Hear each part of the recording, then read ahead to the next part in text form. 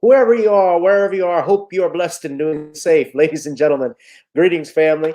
Of course, I'm tuning in. You see me without the glasses off today, but if you're looking for some opportunities, particular advertisement opportunities, then look no further at the link at the bottom to my email address. You can hit me up for advertisement opportunities. We are supporting and promoting your businesses here on this channel. You can also, if you would like to donate and subscribe to our Patreon, a link is at the bottom as well. So you have multiple ways in which you can advertise with the platform by emailing me when we go on through our live stream. You also have access to premium content, those that want to see premium content that you will not find here on YouTube or Facebook or Twitter, as I am suspended probably by now. You guys can check out the Patreon at link at the bottom. But advertisement opportunities, definitely email me, gavin.grich1@gmail.com for rates. And for the Patreon, it is the same as the YouTube channel. It is channel gboot2786. All right, I'll holla. Peace. I'm attorney Gavin Richard. I grew up here in New Orleans, so I know how important family, friends, and community are to us. And helping others has been a lifelong passion of mine. If you've been injured in an accident, you may be out of work and faced with large medical bills. You'll need someone to fight the insurance companies so that you can get on with your life. Give me a call at 504-799-2288, and I'll be with you all the way. The law offices of Gavin M. Richard, going the distance so that justice may be served.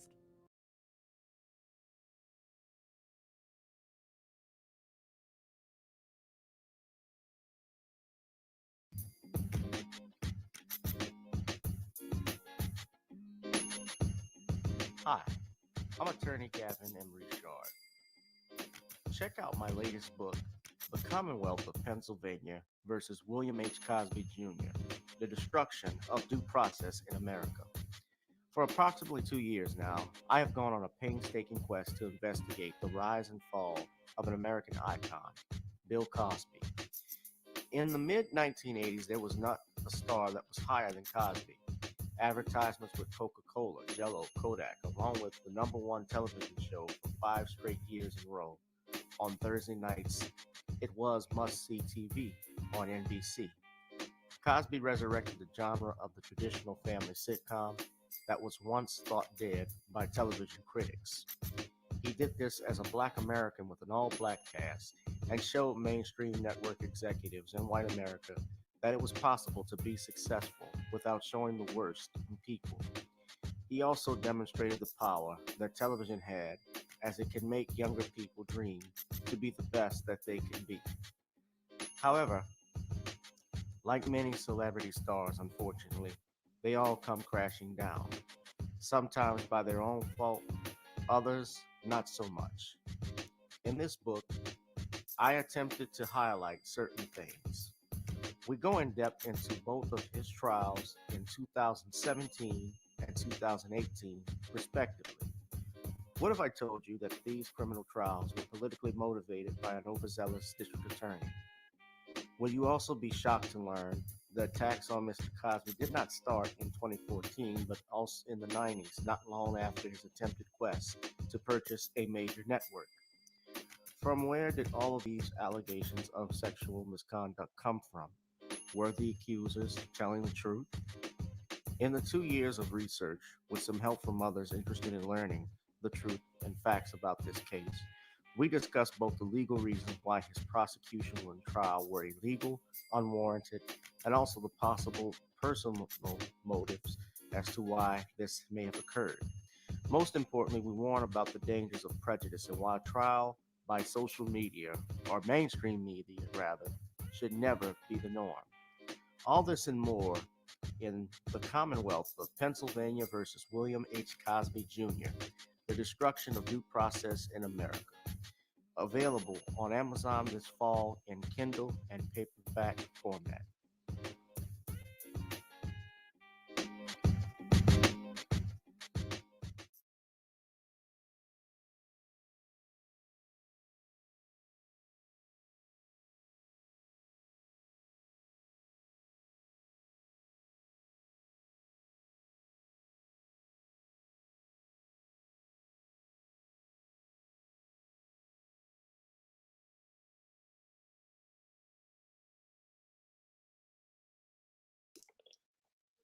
That is the Facebook page, ladies and gentlemen, of the Commonwealth of Pennsylvania versus William H. Cosby Jr., the destruction of due process in the United States. And this is Random Topic Thursdays. That's right. The place to be is right here with me, the hottest live stream on Thursday nights. Ladies and gentlemen, it is January 20th, and we have a host of topics to get into, including the following, but not limited to. NAACP nominates Awakafina for an Image Award. Is the NAACP still relevant? Riri disrespects Dr. Martin Luther King Jr. Michael Black's in check by Cat Williams over a tweet that he said concerning Dr. King. We also have Biden tries to explain why he hasn't done anything for Black voters. John Lewis bill fails to pass in the Senate. Dave Chappelle attacked by NBA, non-FBA bootlick. I wanted to get Shawn's take on that. And many, many more things we have, including W. Kamau Bell's hit piece gets a new trailer. All this and more, ladies and gentlemen, tonight. It is Random Topic Thursdays with channel GBoot2786. And again, whoever you are, wherever you are, I hope you're blessed and doing safe. If you're watching via Gavin Richard, the backup YouTube channel, or the Facebook page, or on Twitter via Periscope at GavinRich2786. Ladies and gentlemen, so I'm going to go ahead first off and just pay some dues and let you all check out a few places, including some things we have on Creole seasoning blends, known as CreoleBlends.com. Ladies and gentlemen, to order some of your good, fine fashion seasoning, just click on that shopping cart at the top, ladies and gentlemen, and hit continue shopping to order some Creole seasoning blends. Try it on chicken, meat, or fish. Known goes great with every dish. In fact, we've had a couple of people, including Shawn, who have actually gotten their seasoning. Pacing Tea, I know you ordered yours. Darius from Atlanta and a few others, and everybody says it is the bomb. Ladies and gentlemen, that's old school. If you say 1990 slang, it is the bomb, ladies and gentlemen. And also, while you have time, I want you to go to Spotify and look up a couple of songs that are on my artist page, G Rich, including Video Soul, ladies and gentlemen. You can stream that online where you are and listen to Video Soul, or even if you don't want to listen to Video Soul, you can buy it on, well, I want you to listen to it, of course, but you can buy it on Apple. You can buy it on Amazon as well. And our theme song for tonight, as always, is Got to Get On Up, because before we get on down, we got to get on up, and you can buy that on iTunes, Spotify, and Apple. And before we go ahead and get started, let's bring in our friend, Brother Shawn James. Shawn, good evening to you, sir. Shawn, can you hear me? Okay, well, I can't hear you for some reason. I pulled my microphone as it was muted for some reason. How are you, Gavin? I'm doing fine, Shawn. It's good to see you as always, my friend. So, ladies and gentlemen, we're going to bring Shawn back in a little bit and talk about these issues. But first, let us go ahead and get on up. I'll holla in a few minutes. Peace. Girl, come on. Gotta dance to the beat, because on the dance floor is where we'll meet. Show me what you got.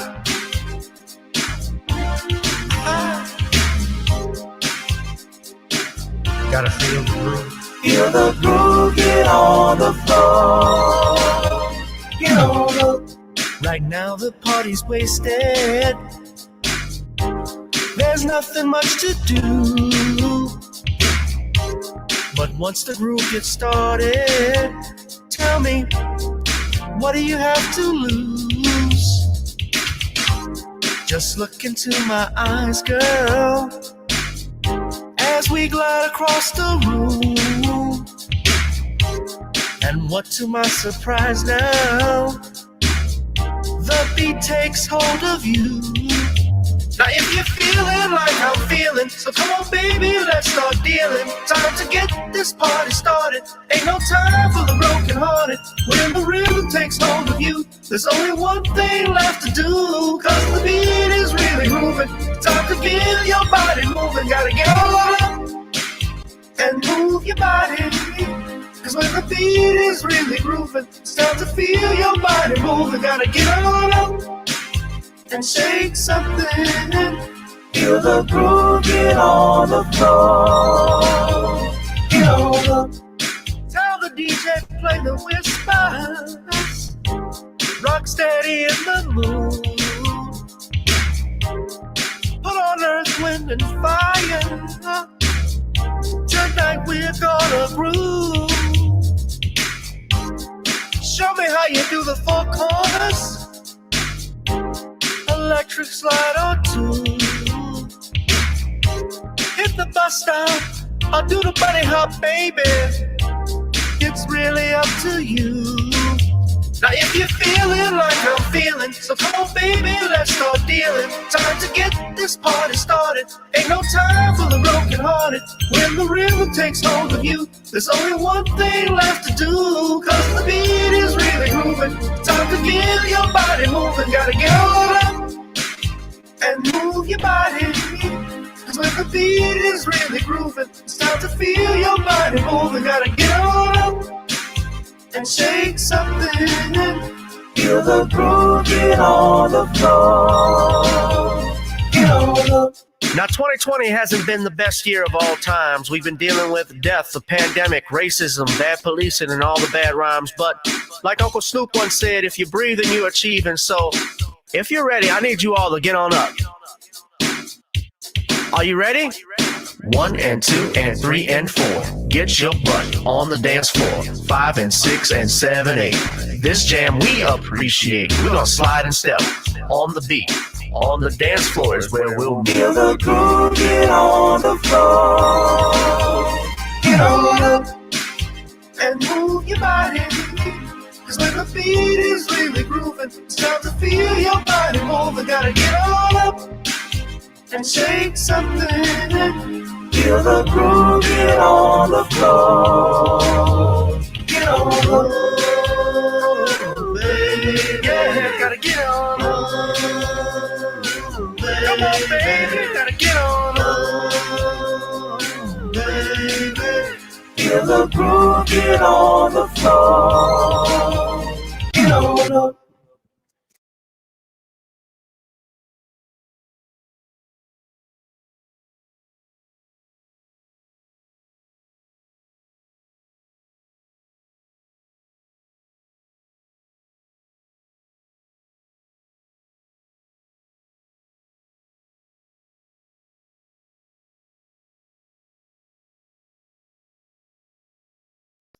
Feel the groove, get on the floor, ladies and gentlemen. Got to get on up.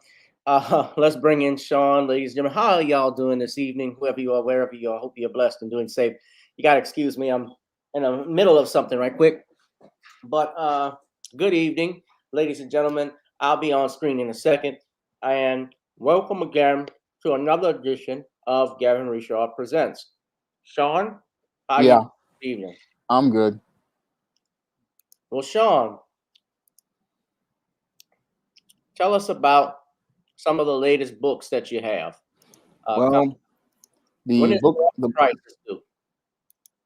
books that I have coming out for 2022 are John Haynes at Death's Door, ISIS Legacy, and E-Steam Horror of the Hyena Woman. All of those books are going to be coming out in 2022 in the spring, and in the fall, I'm going to be launching the follow-up to The Man Crisis, The Woman Crisis. But until then, I still have the 2021 books out, such as John Haynes Taking Care of Business, ISIS Revenge of the Cyber Goddess, E-Steam Cancelication, and Stop Simping in Cyberspace, which are now available on Amazon.com in paperback and Kindle format. And you can find many of those books also on other platforms like Smashwords, the iBookstore, and Google Play. Very good, very good. So, Shawn, I don't know if you saw some of our topics when I was pulling them up. You probably did, and I don't know if you looked at them, but we're going to go ahead and get started. Ladies and gentlemen, of course, you all know that Thursday I was supposed to be out actually performing comedy tonight, stand-up, and unfortunately, we had to postpone due to COVID-19 numbers. But I would have no other place I would want to be other than with you all tonight doing this live stream if all else had failed. still, but I'm grateful that I'm here, and I'm grateful that you all are here with us today, and especially to you, Shawn. So without further ado, why don't we go ahead and get started? So Biden tries to explain why he hasn't done anything for Black voters. John Lewis bill fails to pass in the Senate. Now, for those of you who don't know, yesterday, rather the past couple of days, you probably have seen this, especially in the wake of Dr. King's birthday. And we're going to talk about Dr. King in a little bit because we got to address some disrespect that's been going on. They have been trying to pass this John Lewis Voters' Rights Act in the Senate. And in particular, they want to end, and the Democrats have tried this, Biden tried to do this, end the filibuster that's going on in the Senate. Now, most people, let's just be real, Shawn, and I think you even know this as well. Most people, when it comes, most people know, I think deep down, how bad our Congress has been. They have been very ineffective at moving and doing anything. And they want to pass this bill, not because, and I've talked about this, not because they care about Black people. And I'm gonna talk about Joe Biden and his relationship with Black people and the comments that he made about why he hasn't done anything and how it relates, because it's a big nothing burger, as Tariq Nasheed has said, which is why I said Biden was explaining, and he did an excellent job yesterday on breaking down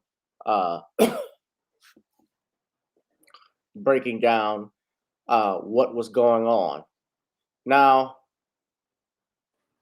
let me go ahead and now I'm on his Twitter feed, but I want to play for you a couple of things, including and not limited to this. So this was something that happened, and Shawn, I don't know, but did you see Biden's press conference yesterday? No, I didn't see it. I heard of it, but I didn't see it. And what did you hear of it? All I heard was it was a big disaster, and your Joe Biden basically embarrassed himself when he made this whole conference. And he did. Now, his press conference was 2 hours plus. Generally speaking, a press conference, they have their set questions they want to ask that are prepared that the press can ask. And president may open the floor to questions, but he's not going to spend 2 hours doing it. Sometimes they'll shut stuff down, especially if it's something they don't like. And you saw that with Trump. Of course, he was going back and forth with the media, and to some degree, he was right to do so because mainstream media sucks today, especially CNN. You see how their numbers are in the tank. Yeah. But this is from Inside Edition. Put up that copyright disclaimer for me, y'all. This is being shared for commentary purposes only, because I got a BS copyright strike already for sharing my local news. So if you could, please put out that copyright strike, that copyright fair use act. So this is under the Copyright Act of 1976. It does allow the Section 103 for fair use for purposes of commentary and news. But I'm going to play this video, and then I'm going to play a clip of Biden splaining. From President Biden's first year in office press conference, it left a lot of people shaking their heads. Was it appropriate? Amber Cogliano spoke with the reporter who asked it. It was an epic press conference. He took questions for nearly 2 hours. The president went through his pre-approved list of reporters. Barry Bruce, ABC. David Sanger, New York Times. And then opened it up to the room. That's when it really got interesting. Give him credit for going to people that he knew was going to come at him with crazy questions. The question that stunned everyone came from reporter James Rosen from the conservative news website Newsmax. I'd like to raise a delicate subject. Rosen started off politely. With utmost respect for your life accomplishments and the high office you hold. And then hit Biden with a doozy. A poll released this morning by Politico Morning Consult found 49% of registered voters disagreeing with the statement, Joe Biden is mentally fit. Why do you suppose such large segments of the American electorate have come to harbor such profound concerns about your cognitive fitness? The president, kind of grinning, gave a curt response. I have no idea. Reaction to the question depended on where you stood politically. It is an absolutely disgraceful question. More often than not, Joe is clearly lost. I want to know if this guy ever asked Donald Trump if he's mentally fit when he said you should inject bleach. I caught up with James Rosen today. I have no regrets about posing that question. It's something that people have whispered about. It's not something that's been brought up in these formal settings the way I did. I thought the president might actually want an opportunity to address it. People are wondering, did you really expect a serious answer from the president? I think I got a serious answer from the president. Meanwhile, Vice President Kamala Harris appeared on all 3 morning shows and really got into it with Savannah Guthrie. To the point that those bills were debated, the bills were debated and they didn't pass. If I may finish, But the specific question, if you don't mind.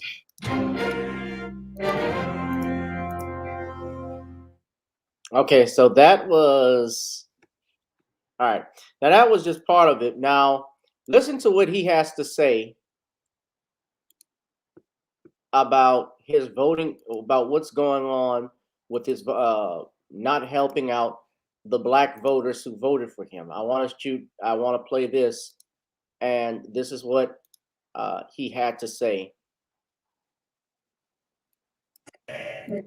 Your domestic agenda. You've gotten a lot of questions about voting rights, Mr. President, but I want to ask you about black voters. This is Kristen Welker from NBC News. I was in Congressman Clyburn's district yesterday in South Carolina. You opened this news conference talking about him. I spoke to a number. Clyburn, more like heartburn. Of black voters who fought to get you elected, and now they feel as though you are not fighting hard enough for them and their priorities. And they told me they see this push on voting rights more as a last minute PR push than it is a legitimate effort to get legislation passed. So what do you say to these black voters who say that you do not have their backs as you promised on the campaign trail? I've had their back. I've had their back my entire career. I've never not had their back. Yes, he's had our back. Right with a whip. And I started on the voting rights issues long ago. Just got involved in politics in the first place. And I think part of the problem is, look, there's significant disagreement in every community on whether or not the timing of assertions made by people has been in the most timely way.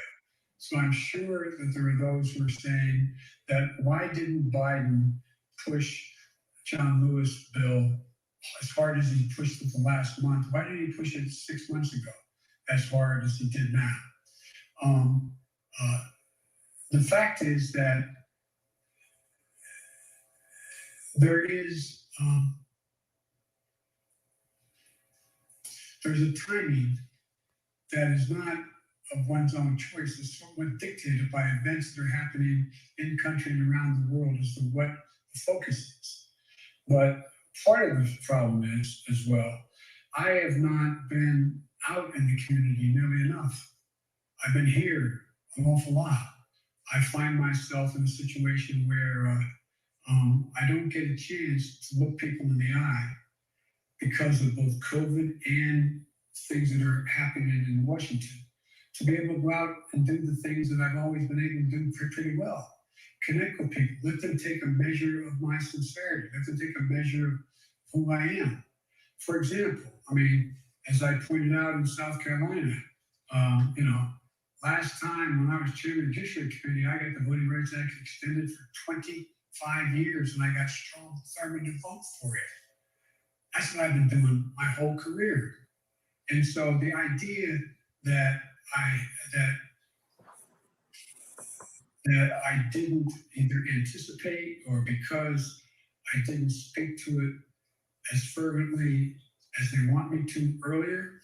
In the meantime, I was spending a lot of time, spent hours and hours and hours talking with my colleagues on the Democratic side, trying to get them to agree that if in fact this occurred, if this push continued, they would be there for John Lewis. And anyway, so, but I think that's a problem that is my own making by not communicating as much as I should have. Yet you find that when you deal with members of the Black Caucus and others in the United States Congress, I still have very close working relationships. So it's like every community. I'm sure that there are those in the community, and I'm a big labor guy. I'm sure there's people in labor saying, why haven't I been able to do A, B, C, or D?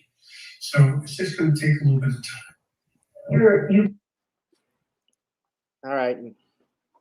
The Mayo splaining is over. You all can relax. I'm going to bring Shawn in and get his thoughts on this. I want to know, but I do want to go back to the voting rights bill that they were trying to pass. So I have a series of questions, so I'm going to break it up. But Shawn, let's start with Joe Biden's 1 year so far. We've talked about it now. Yesterday was the anniversary. What do you think of it so far and his comments about recently? Well, the first year of Joker Joe Biden has been a complete disaster. I mean, basically, your Joe Biden has failed to fulfill every one of the promises to get the country together. The first thing he said was he wanted to bring the country together, but over the last year, he has practically divided the country, and that's where his first major failure is. He cannot get people to see his vision for so-called building America back better, because he has practically gone out here and divided people who he needed to get on his side. And part of that is it has to do with the people who he has working for him. Many of these people have really poor social skills and interpersonal skills and cannot convey messages to the people who they're trying to persuade to support him. Now, your Joe Biden has basically not been a very good leader, and he's not brought his people together. His White House, as I see it, is chaotic and out of control with no real direction and no real tone. And everything in his administration is jumbled and directionless. So his first year has been a disaster, and it got worse right after the fall of Afghanistan, with him trying to coerce people to take a jab and threatening their jobs. So that's not a way you get support from the American people after you said you were trying to get a pandemic under control. When everything starts to fail, you start to blame the people. And that's what Joe Biden did that divided the country, is he started blaming the American people for all of his failures, because he made the big promise that he was going to get COVID. He was going to beat COVID-19. He was very arrogant and boasted about this. And when the Delta variant hit, he was out here then turning on the public, calling it a pandemic of the unjabbed, and blaming the American people for something that was completely out of their control. And this is one of the things that led to a lot of American people, really after the fall of Afghanistan, really starting to turn on Joe Biden. This and many of his policies that absolutely made no sense. Now, your Joe Manchin saw the weakness in Joe Biden's policies, and that's why he was a roadblock to your Joe Biden and practically shut many of his policies completely down. And many of his policies were not really good policies, because most of the American people, we did not want a big, great society type program. No, what we wanted was to see some leadership as related to the country, because your Joe Biden ran his mouth and talked a big game, but he never delivered on anything. And as we see right now, his whole administration is a complete mess.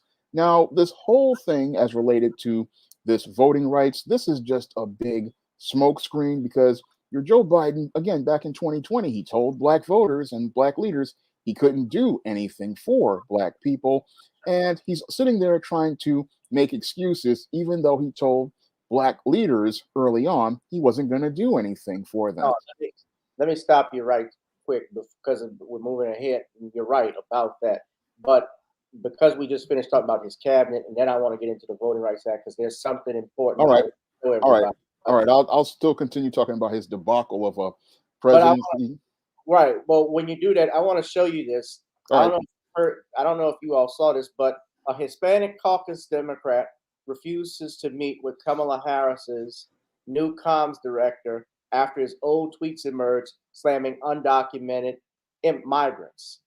Jamal Simmons is expected to sit down with the Congressional Hispanic Caucus for a virtual meeting on Thursday to hear their concerns about his comments.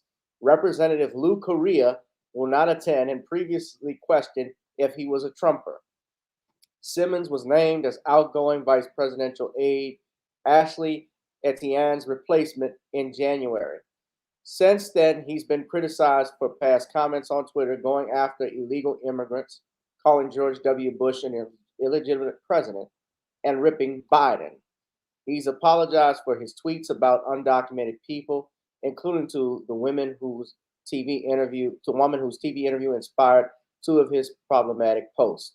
Now a progressive activist, Erica Andiola, has since publicly forgiven Simmons, referring to the woman who was talking that he was referring to in this. Now, I'm mentioning all of this because this Hispanic Congressional Hispanic Caucus member, Lou Correa, won't join him because of his comments about illegal immigrants.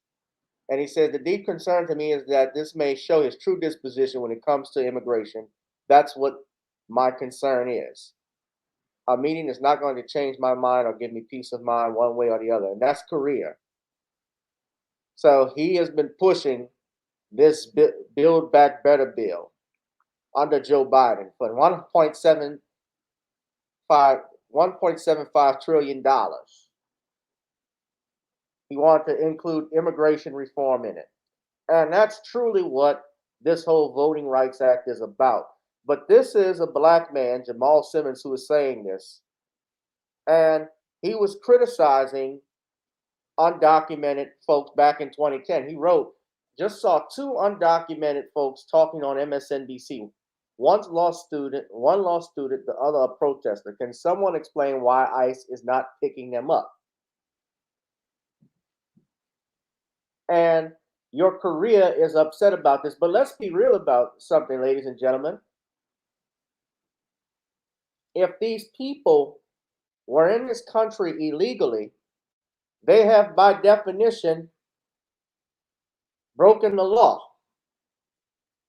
Under the United States Code, there's a code that says you cannot enter this country illegally unless you go through the formal process. Am I right, Sean? You're right. So Correa, who is a Hispanic, he's a member of the Congressional Hispanic Caucus, and he is sworn as a congressman to uphold the Constitution. The federal laws of the land are what is important. That's the supreme law of the land. And these are the tweets he was referring to.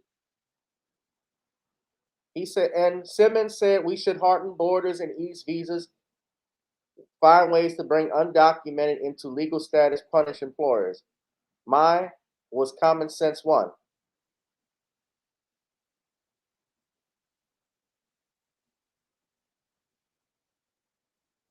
So now Simmons, because it looks like he's gonna get a new job, he's trying to do damage control. But he also attacked George W. Bush, who he thought was an illegitimate president who stole the election. Well, he wasn't lying about that. Because I remember when Gore, they said, even in Florida, if all the votes were counted, Gore would have won.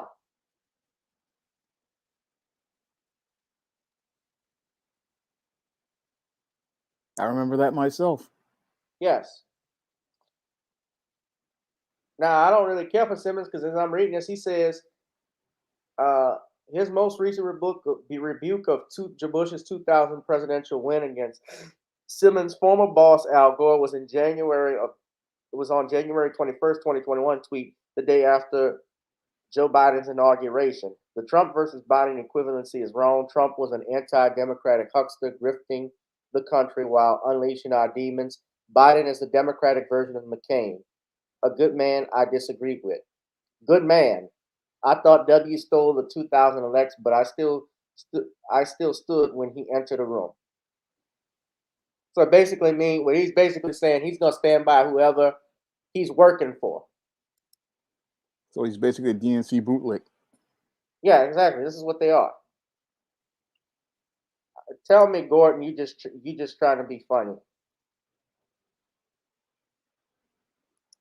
I hope Gordon Freeman is. I think he's being funny. You can't be that serious. You got to be bullshitting. But that shows you how bad the cabinet is, that they don't even want to meet with Kamala Harris's people. And even her cabinet, they don't want to work with her. It's seen as dysfunctional. We talked about that, Sean. Yeah, there's no cohesion. There's nobody's together. The whole team is fragmented, and that's a bad sign for leadership. When I remember a family member, they were working in a school like that, and it was just complete chaos. And if you have people not working together, that really shows that nobody's on the same page. There's no real direction, and that's a bad place for a president to be. Again, this is the person running the country, and they don't know what they're doing. And if they don't know what they're doing, they're practically going to run the entire country straight into the ground. Now, I want y'all to look at this. Now, this is the John Lewis Act that failed.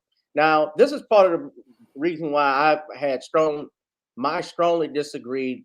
Well, I disagreed, but my reservations about what Biden was saying, because he's tying it to this Voting Rights Act like this is what Black Americans care about. This is not what we care about. We have the right to vote under the 15th Amendment.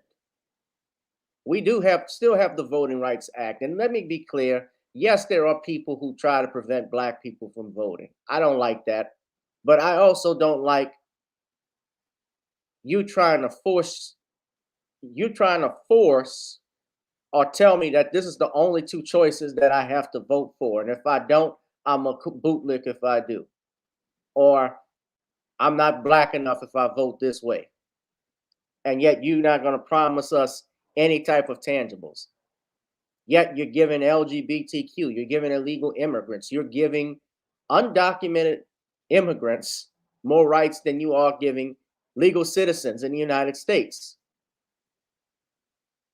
You're helping women abort their babies. You're helping Asian Americans, but nothing for us. Now, I want you all to pay very close attention. Now, and Sean, I want you to talk about this with this John Lewis Act failing. And look, John Lewis and Judge Joe Brown will tell you, Dr. Randy Short will tell you, they're not interested. They were not fans of John Lewis. And there were people who I know even who marched with John Lewis that weren't that I know of that weren't fans of his. And let me be clear, I'm speaking about him as a congressman. What he did with Atlanta was very little. No talk of reparations. Okay, yeah, you talked about historical civil rights areas, making them landmarks and so forth. That was his time in office. But did he push for reparations? Did he push for economic development in Atlanta for Black communities so that we can actually have better jobs, better businesses, that we can link up with each other? We talk about not supporting groups and other groups of business and other businesses who discriminate against us. We talk about supporting and saying stop Asian hate, but yet in Illinois, we had that incident where the Japanese restaurant owner refused to service Black customers. And I want you to look at this, though. But this is what I'm talking about and why this is what it was really for. They wanted to end the filibuster. And the truth be told, it's the Democrats who do the most filibustering, but they wanted to end it, and they keep talking about how it's tied to racial segregation in the South, but that's not the real reason why they're doing it. You see, you got to be careful when people are trying to trigger an emotional response out of you, because you won't think, and you'll go ahead and pass something that you're later going to regret. That's what happened with in 1913 when the Federal Reserve was founded. Everybody was going on Christmas break.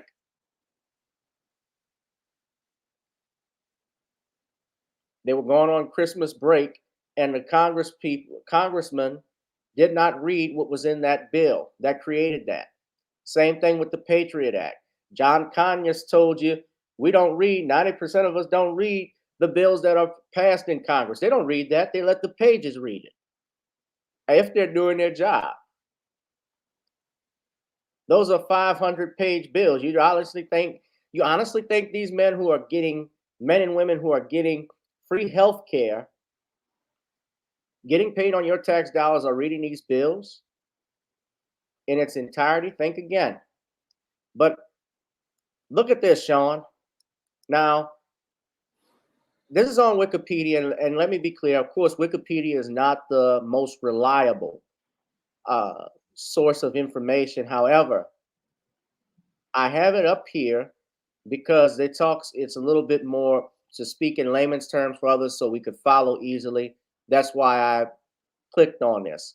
But these are the key provisions in the bill, from broadening the scope of the courts to restoring federal preclearance, meaning it would give the Fed would have the rights to look over anything that the state was trying to do in regards to voting rights. If there was a voting rights violation that had, if that state had a history, essentially racial prejudice, like in the South, that the Fed could look at and give preclearance. But also, I want you to pay very close attention to these things. Redistricting, well, let's do three. Redistricting, voter ID requirements, and multilingual voting materials. So I think you know what we're talking about here. Now, if you know about redistricting, you've heard of something called gerrymandering, where it's to increase the power of a political party because they center the boundaries, as far as where polling places can be, and districts, as well as the legislative bodies that represent that area. So if you have a population that is blossoming, for instance, the state of subdivision, as it says here, that had a population increase of 10,000 or more in any racial or language minority since the previous census, excuse me. So what does that sound like they're talking about, Shawn? Sounds like they are trying to make districts around certain groups. Yes, but what particular group?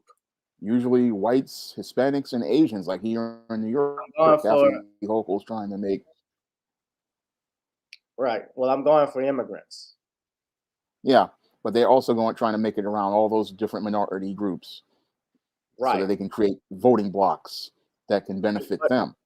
But the point, to benefit them, but in particular, that the Hispanic community is actually outnumbering the Black community. It's outnumbered the Black community now for over 15 plus years. And they're seeing this increase, and they're bringing them in more and more. And so the Democrats are appealing to them. That's why they're giving them everything. This Dreamers Act, it's not by accident that they're doing this. The voter ID requirements. I have no problem with showing my driver's license when I go vote. I agree with it. What's the problem with it? You want to make sure that it's you. I mean, if you went up to go and vote and you saw somebody sign where your name is supposed to be put, your signature there, forge your signature, and they have your address and name, you wouldn't be privy to that. You wouldn't like that. Would you? No. I wouldn't want to just have some random guy, like here in New York, we have just random people who can just come in with a voter card in some cases and no ID, and they can just vote and just vote for anybody. Multilingual voting materials. Well, that's the key to what I'm talking about. That's what I'm talking about. Yep.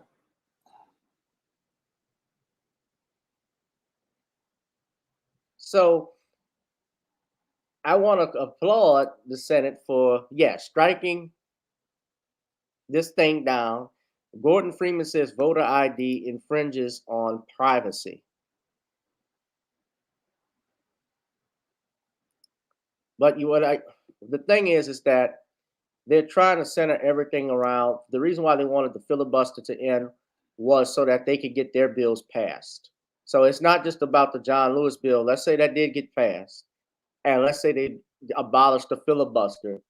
That would mean any and all things that they would want could come through Congress very easily. They would ram it through. They would ram it through, correct. Your drivers, I mean, I don't need a voter ID card.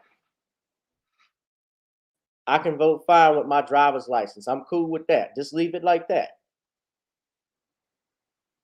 The real talk is reparations. That's what we should be talking about. And all this week, everything was about the John Lewis bill, voting rights, voting rights. What the hell with the voting rights?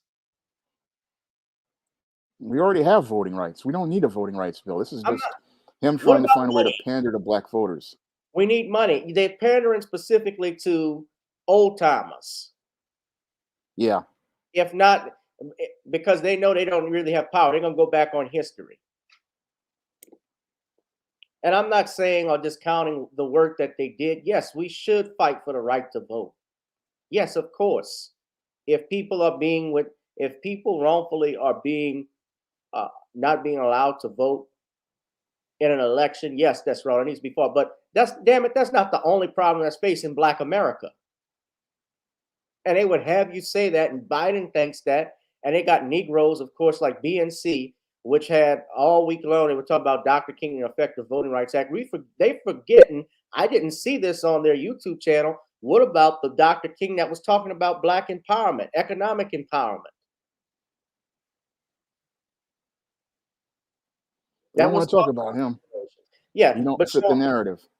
It doesn't fit the narrative. But Shawn, go ahead, talk about this and your thoughts on that, and what Kamala Harris's cabinet member. Well, the whole situation with Kamala Harris's cabinet member just shows how completely lost the Biden administration is. I mean, don't you vet these guys before you hire them?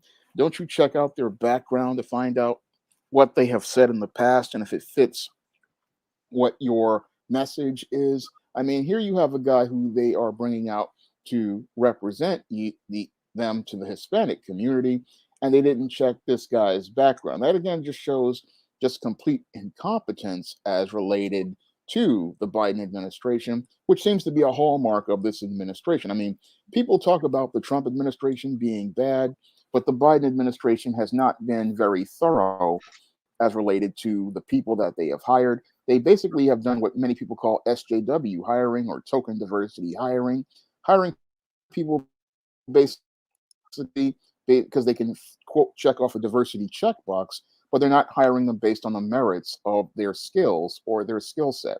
So that's a real serious problem with the Biden administration, is that they're not really checking these people. All they're looking at is skin tones and ethnicities, and that's been blowing up in their face. Now, as related to this John Lewis bill, this is, like Tariq said, a nothing burger, because this is just basically a desperate ploy to try to get black voters emotional so that they'll come back and start voting blue. What your Joe Biden is seeing after the Virginia election that got, I think his name is Glenn Youngkin, elected, is that your black voters are staying home, and they're staying home because they know that they're not getting anything tangible out of this administration. And your Joe Biden basically said this out of his own mouth. He wasn't going to do anything for black Americans. At the 2020 conference that he had with the black leaders, he basically threw a middle finger up at these black leaders. And now that his approval rating is in the low 30s, he wants to go out here and now he wants to start talking about, oh, I want to go out here and help the black voter. And again, this is a man who threw a middle finger up at black voters a year ago because he thought he had the Hispanic vote practically locked up. And what he's finding is that the Hispanic vote isn't as locked up as he thought it was locked up. And many of the Hispanics he was trying to court are now voting red in large numbers. And many of the Asians he was trying to court are voting red in large numbers. So now he wants to try to crawl back to the black voter and come to them with this voting rights bill. But this voting rights bill just shows how disconnected and out of touch he is as related to the black voter, because the black voter had their rights with the 15th Amendment. They had their rights with the Voting Rights Bill of 1965, and your black voter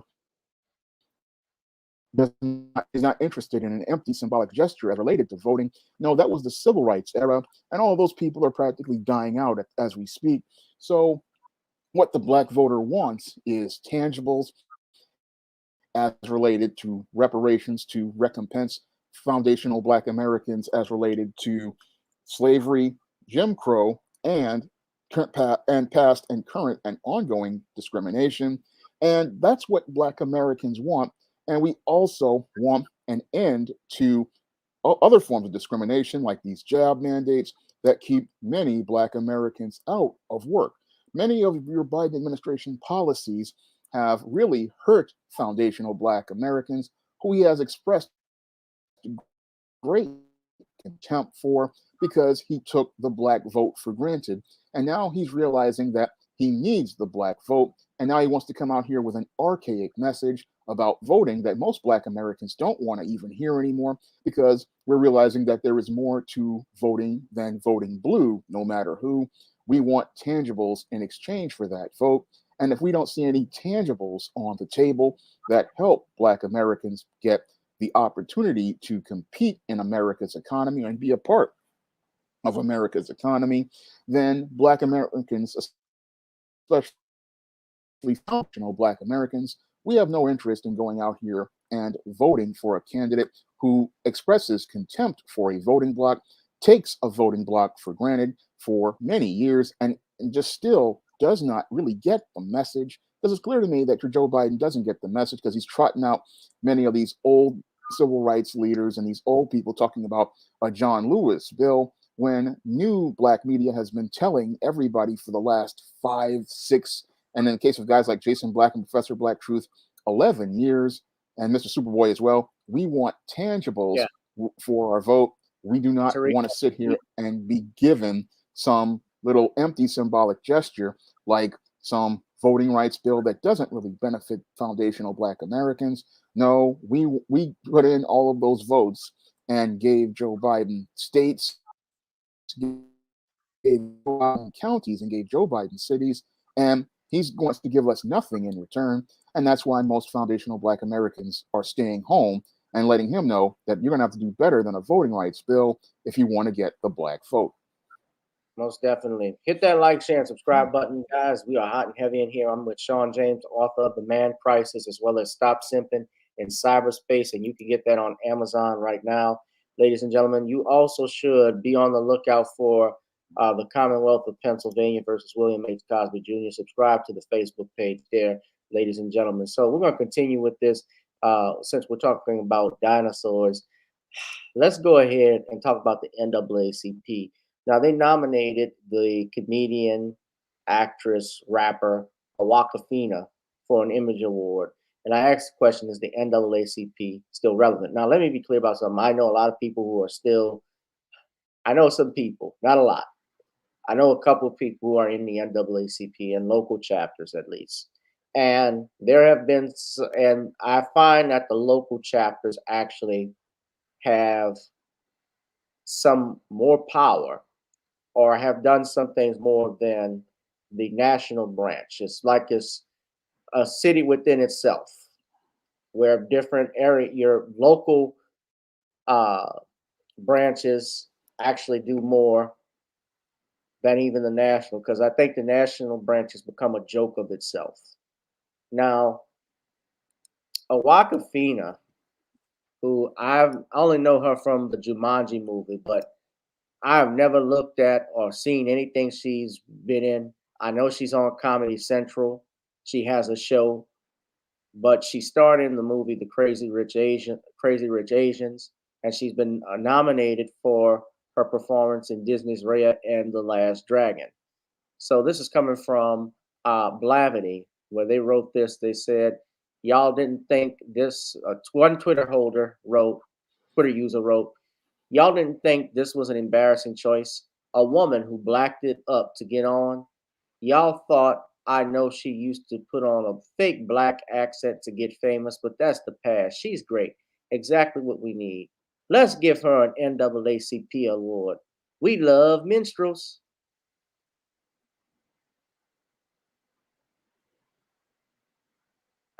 This is the full article here. As Blavity previously reported, Awakafina said she doesn't audition for roles where she'd have to use an Asian accent or mock the Asian community. At the same time, the actress has been called out for using a black accent in her roles. As a result, the Crazy Rich Asian star has been slammed for her alleged hypocrisy. So let's just listen to her speaking voice. Listen to this. You dream, but don't sleep. Don't sleep. Because she might disappear. Saw that? Yeah, right. She hit that though. She like you. All right, let's hit it. And we're following the queen. And we're following the queen. Sterling choice. Turnover in pickpockets is huge. Where she at? Where that bitch at? Where's she at? Wanna call life? All right, that one is mine. Follow the queen, live your dream, but don't sleep. Don't sleep, because she might disappear. Saw that? She's worse than Fred Durst. She like you. All right, let's hit it. And we're following the queen. And we're following the queen. Sterling choice. Turnover in pickpockets is huge. Where she at? Where that bitch at? Where's she at? Wanna call life? Y'all mean, y'all mean.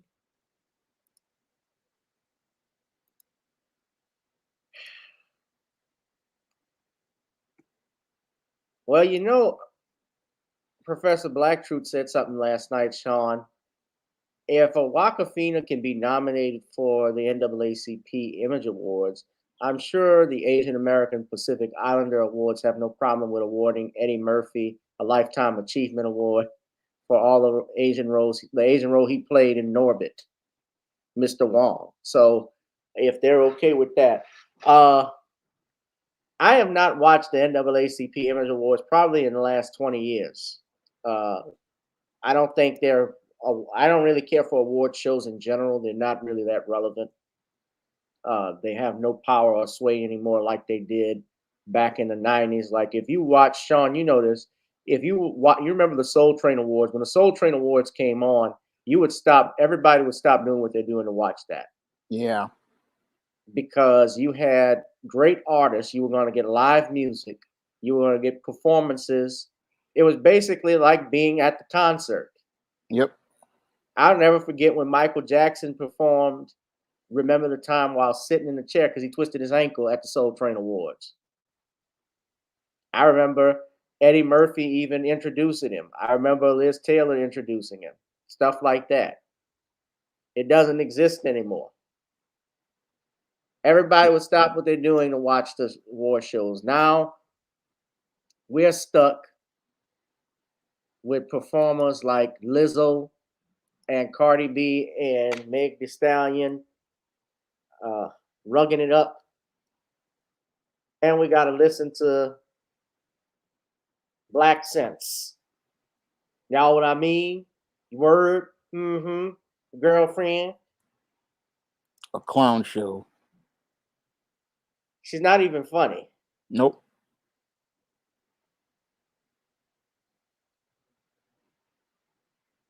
She's not even freaking funny. Know what I mean? Yeah. It's worse than Fred Durst. I feel your pain, homie.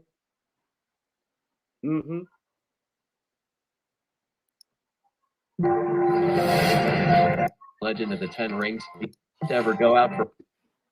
So, Sean, go ahead and tell me what you got.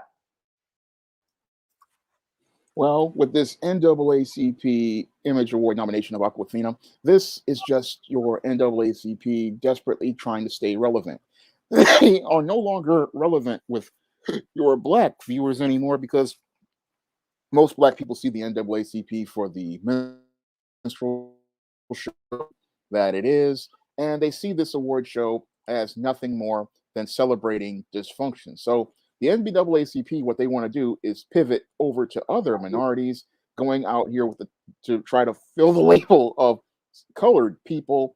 And what they want to do is go out here and be a minority award show which further lowers the value of it. Now, I remember when the NAACP Image Awards celebrated the best as related to Black people, and it rewarded the very best Black talent with this award. And at one time, this award did have value, but this award started to lose value because we started celebrating the worst in the Black community, because the NAACP, which is not a Black run organization, was all about just trying to appease its white members and the white people who were a part of it. It's about giving them the Black people who they felt comfortable with. And what they want to do now is pivot and go over to these minorities to make it all about the colored people. And your Aquafina getting this nomination basically is them trying to get the favor and approval of these of other races like Asians and Hispanics, people they would never nominate in the past, because at the time you had a large Black audience who used to watch the NAACP Image Awards. And again, I'm sitting there wondering, why are you nominating somebody who wouldn't even care about this award? I mean, Aquafina is not interested. She's interested in being a culture vulture, but she's not interested in the Black community at all. And she's not about advancing Black people at all. Basically, she is somebody who wants to be mainstream. And sometimes the NAACP, what they do is try to bring in these mainstream people in order to try to get attention for their show, because the ratings have dropped like a rock over the last couple of years as it's turned into a clown show. And again, if we all remember in the 80s and the 90s how important this award was, because it celebrated the best in the Black community. This is a long drop for it, because you're going to a community of people who have no interest in Black people, no interest in Black excellence, and don't really care about Black people. Again, your Aquafina is basically a culture vulture who puts on a Black scent to try to sound Black. And what she wants to do is piggyback on the Black community to elevate her success. And then what happens is, when she starts to get big and over with mainstream, she's in a whole bunch of movies with white people, and then she doesn't want anything to do with Black folks. So this is just this is again desperation on the part of the NAACP, which again is turned into a certified minstrel show and a certified clown show. And it just shows how low the standards have fallen for the NAACP, an organization that is starting to become less relevant with each passing year. Yeah, I'm just looking at the video and they're showing how some other stars have used Black scent, they've used hip hop culture, and then when they get to make more money, they drop it. Like, oh, I'm good. I don't need this no more. Yeah, that's what they do. Yeah. Yeah, that is exactly what they do. They use Black culture when it's convenient for them, and when they no longer need it, then they show their true colors. Look at Kid Rock. Yeah.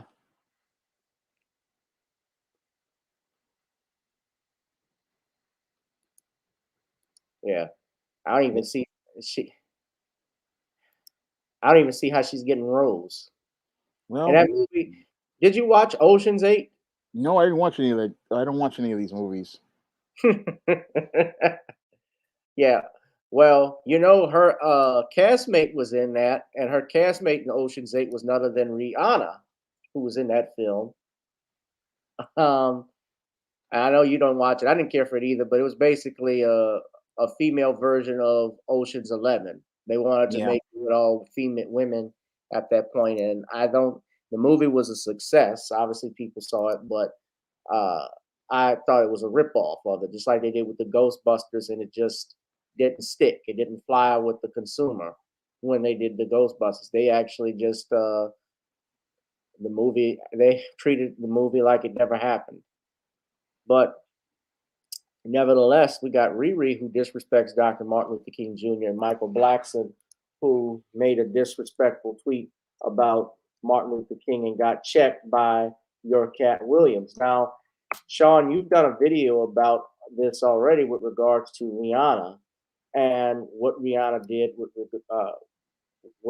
did as far as putting up this on her Twitter page, basically as her banner of your Dr. Martin Luther King. And she still has it up, by the way, as of today.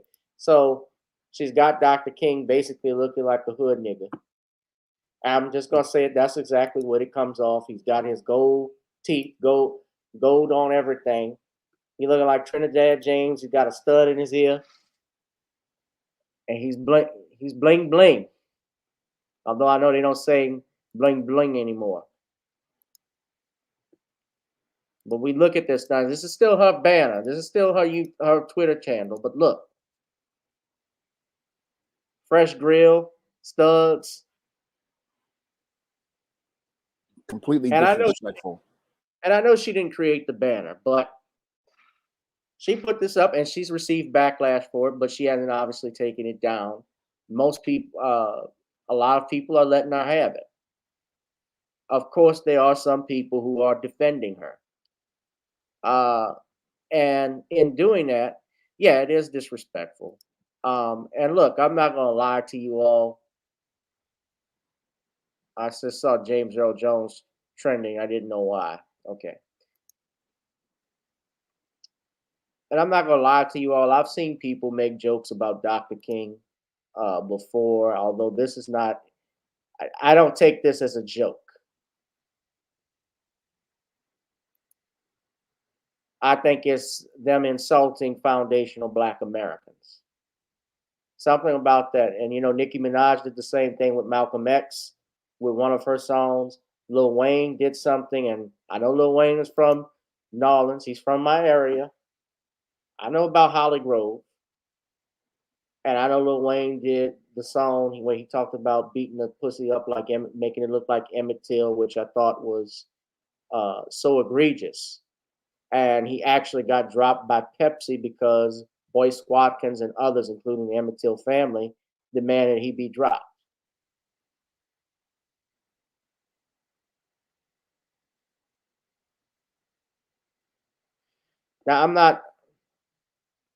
Now, of course, that was offensive, but I think what was even worse was what Michael Blackson even tried to do. Blackson, who y'all know from movies, you don't really know him from movies because he's only been in a few of the hood movies that you could think of, like Next Friday. He's been in Meet the Blacks. But he has always basically been this, you know, he plays himself off as this immigrant, you know, as this foreign immigrant who talks with that, you know, you bitch ass nigga, you know, with that accent. Guess again, mother sucker. Try again, mother sucker. I can't get jiggy with this shit. Yeah, remember that? From Next Friday. And Blackson, who was known for telling some pretty outrageous jokes on Monday, rubbed his audience the wrong way, talking about on Dr. King Day when he asked the question about Dr. Martin Luther King Jr. What he asked was, I don't mean to start no shit, but I heard that Martin Luther King had a white side chick. Is it true? Asked Blackson on Twitter. I'm just a beach nigga from Little Village, so please let me know. Blackson is seemingly referring to Betty Moitz, a woman that claimed in 2016 that she and King Jr. were madly in love when they were young. However, their relationship was more serious than Blackson leads on, as they seemingly were both heartbroken after splitting up. The question didn't go well with many of the comedian's fans, including fellow funny man Cat Williams. Coon question, wrote Williams in the comments, calling out Blackson for disrespecting Martin Luther King Jr. on the activist's birthday. And the Neighbor Talk said Cat Williams wasn't feeling Michael Blackson's question regarding the late Dr. Martin Luther King. Neighbors, was he wrong? Well, Shawn, let me start with you. What did you think of what Cat Williams said first? And also, I know you have a video on Rihanna. I mean, do you think what she did, obviously you said in your video, and I watched it, but it was flat out disrespectful, and you said that. Do you find this is more about her, you think was her being fun, having fun? Do you think she was being funny, or do you think it's a disrespect from non-foundational Black Americans of FBAs like you've seen in the past? What's your thoughts on it? And you can start in any order. What did Cat Williams say again, so I can really understand what he said? Because I didn't hear Cat Williams responded to Michael Blackson's question. He said it was a coon question. Yeah. Well, it definitely was very a minstrel question. And your Michael Blackson, really, that's what he did was really disrespectful to Dr. King and bringing up this whole sordid affair. I mean, we're supposed to be celebrating and showing respect to one of our civil rights icons. I mean, if it wasn't for Dr. King, many of these foreign-born blacks would have not been able to capitalize on the fight for civil rights because your Dr. King went out here and he fought for those rights, but these people want to make a mockery of a man who basically did more for black did so much that they were able to benefit from it. And again, the disrespect of Dr. King is extremely egregious as related to your Michael Blackson. Again, bringing up a topic that is just inappropriate. I mean, they were supposed to be celebrating Dr. King for his accomplishments, and he wants to throw shade at Dr. King. Now, your Rihanna, on the other hand, this woman, she's just a reprehensible human being. Putting a gold tooth grill in Dr. King's mouth as photoshopping it, that's something a white supremacist or a Ku Klux Klansman would do to mock Dr. King and make fun of him. That's something that one of these Klansmen or one of these white supremacists would do, and they would think it would be funny, and they would find it to be entertaining because they don't see black people as human beings. And it's sad to see here we have a black woman who doesn't see one of our great leaders as a human being and does not even think to show him the respect he deserves. I mean, this is one of our great icons, and she throws up a middle finger at him, thinking because a lot of the foreign-born blacks, not the entire community, but there's a small group. Not everybody, but They think that they're better than everybody else. I've seen this myself when I had to deal with Africans and some West Indians. They believe that they are better than foundational Black Americans, and they believe that because they think that they've gained some attention and approval from white people, that they have a right to go out here and disrespect foundational Black Americans. And Rihanna thought, oh, I'm going to be cute in the way I'm going to disrespect Dr. King, but we have to be serious about the way we deal with disrespectful bootlicks like this, and we have to start punishing these people when they express contempt for us. Now, when I made my video about this Rihanna and her disrespect of Dr. King, what really just disgusted me was seeing you had bootlicks trying to justify this woman's behavior, and I cannot justify this behavior at all. It's just extremely egregious. It's extremely disrespectful to a man who has gone out here and done more in one day than your Rihanna or your Michael Blackson will ever do in a lifetime.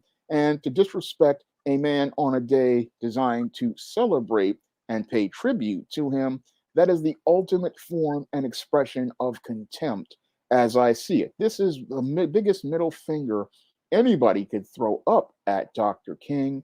And we really need to punish your Rihanna and send a message. I mean, one of the things that the problems as with the Black community that I see is that we don't punish people who disrespect our elders, disrespect our leaders, and disrespect our icons.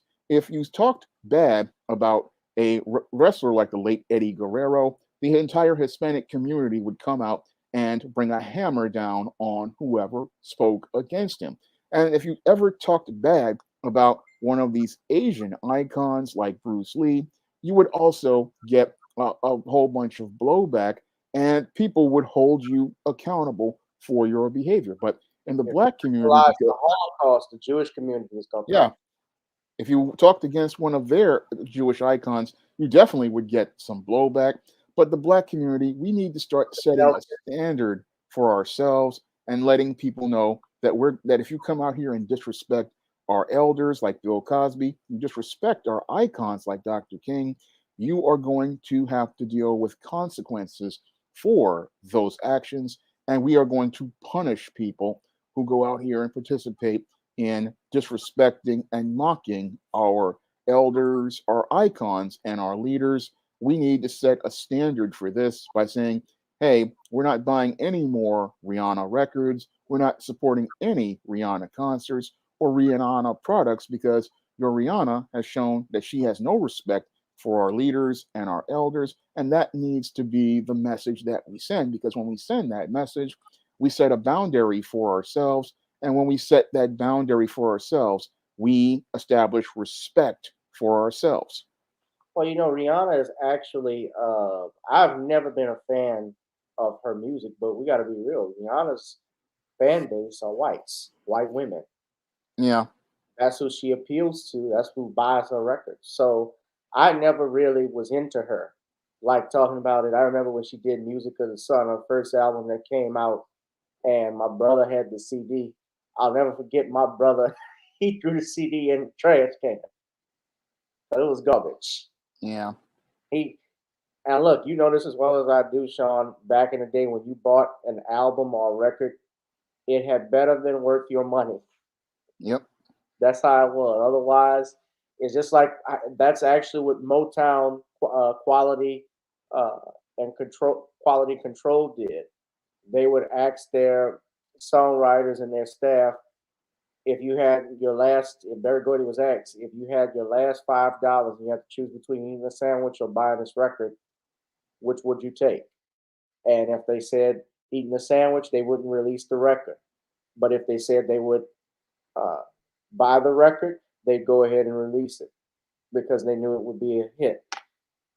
Yeah, Rihanna. That's a good business plan, because if they're gonna take their last $5 and spend on your album, that's a sign that the album is good. Yeah, and they knew what they were doing with that music. Barry Gordy had a vision with his company. Yes, he's not an actor. He's been playing the same. Here's the thing about Michael Blackson too. He plays the same character virtually in every film. If he's in any films, if he's in some, he's been in a lot of Mike Epps' stuff, but he's playing the same person over and over again. So it's not like he's evolved. It's not like he's getting, he's not working. I mean, he's a working comedian and so forth, but it's not like he's getting acting gigs, and is doing dramatic roles or evolving like even Kevin Hart's doing. Kevin Hart is known for his comedic roles, but Kevin just did that True Story on Netflix, which was a drama. Playing a different character. Yeah. So he's not getting the range. He's just basically character actor. Yeah. You mother sucker. You a beach nigga, you mother sucker. Playing a minstrel role for the white man. I couldn't be jiggy with these sheep. Mike Epps said, you got it. And I'm not going to lie to you. I was laughing my butt off when I saw Meet the Blacks. And him and Mike Epps going at it. And Mike Epps telling him, get that Ebola finger out my face. I laughed at that. Yeah. But yeah, Rihanna and Michael Blackson, they were flat out wrong for this, man. And why would you put Dr. King in with grill? Yeah.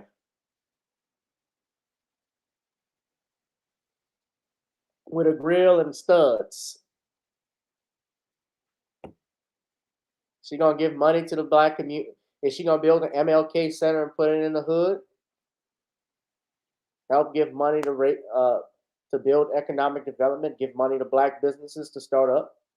She's a billionaire. Her net worth is $1 billion. That's what it says. But who knows what she has access to?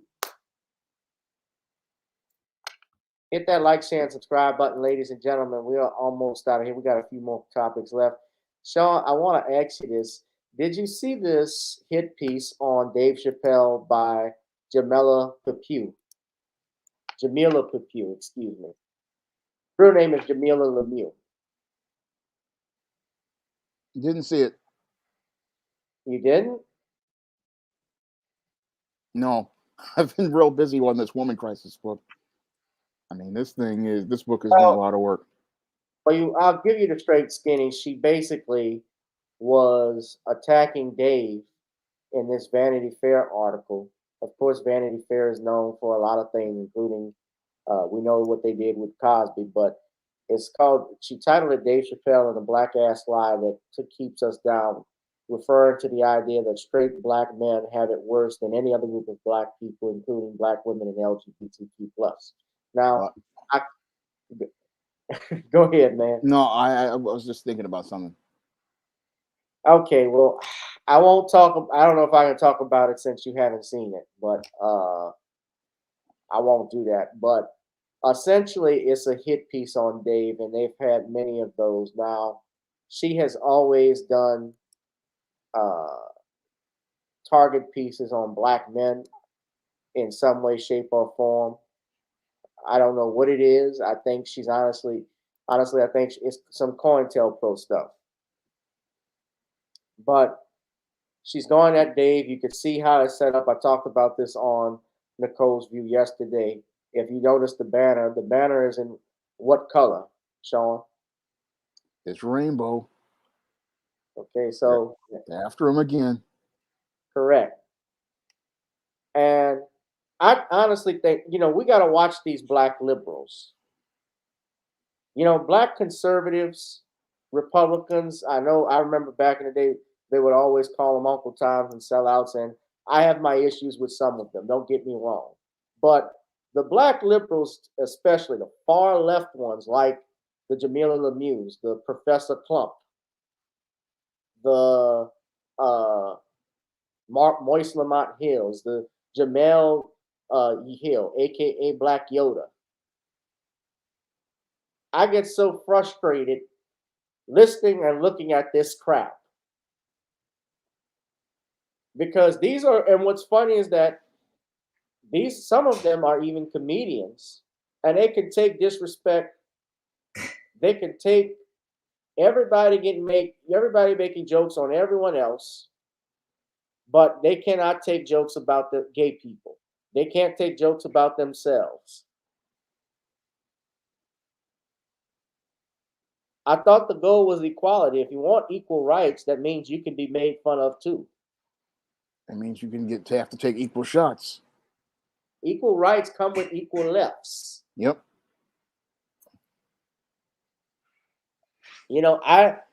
This country, this generation that we have now, this Gen Z, they would not be able to handle a George Carlin or Richard Pryor or Lenny Bruce. They couldn't. I don't think they would even handle Don Rickles. I don't know how Don Rickles would survive as a comedian with his the jokes he made. Everyone's complaining about Dave Chappelle. Look at the stuff they did in the 60s and 70s with the roasts, the Friars Club.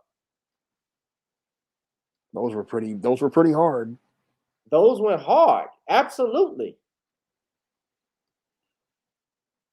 They got audio.